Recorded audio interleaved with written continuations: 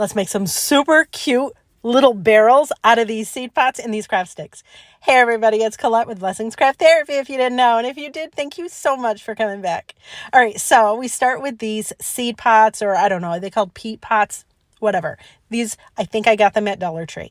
And we are also going to use some craft sticks. Now the craft sticks I'm using are fairly wide. They're the bigger ones, and I cut them in half. Then once you cut them in half, then I'm going to cut it like into a point on one end.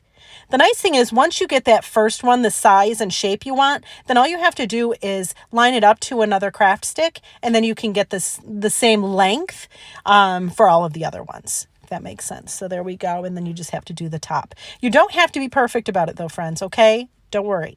Now I have my little seed pot and I'm going to paint this. I'm just using white chalk paint. I think the brand is Waverly that I used, and I'm going to paint just the outside and the bottom white. And I'm going to do the same thing with my craft sticks. The craft sticks, I'm trying to think how many I used. I guess I'll count them as I do. I'll count them as I do this. But we're going to paint both sides of the craft stick. I suppose you don't have to do both sides, but I wanted to do both sides, just because you'll be able to see part of it on the other side when you glue them. Now, I distressed my little craft sticks once they were dry from painting, but you don't have to do that. And now we're going to glue them onto our seed pot. And I just put a little dot of glue on the top and bottom, and then I add our craft stick, right? And we're going to do this all the way around. Now, you are going to have to angle them a little bit because you want them to stay flush with the bottom, okay? Okay, perfect. And we're going to do this all the way around. And I forgot to count. Forgive me. I'll put it in the description how many craft sticks I used.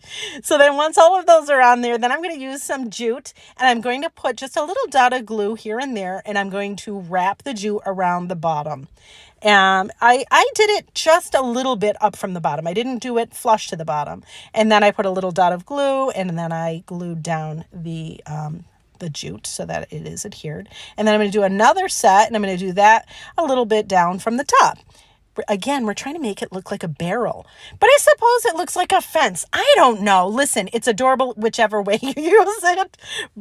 And I just wrapped this around several times, cut the excess, put some more glue on. Now, the way I did it with this top one, when I just wrapped it, I did go back and add just a little bit of glue here and there, like I'm doing here, just to stabilize it because we don't want it unraveling.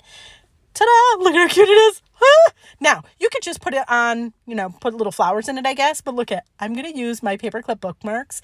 You could put it on a desk. Would this not look adorable on a desk? Stop it. Oh my god. Quit it. You could put anything in this, I'm sure. And then I did different colors. What? So much fun. Anyways, friends, thank you so much for watching. And I hope this inspires you.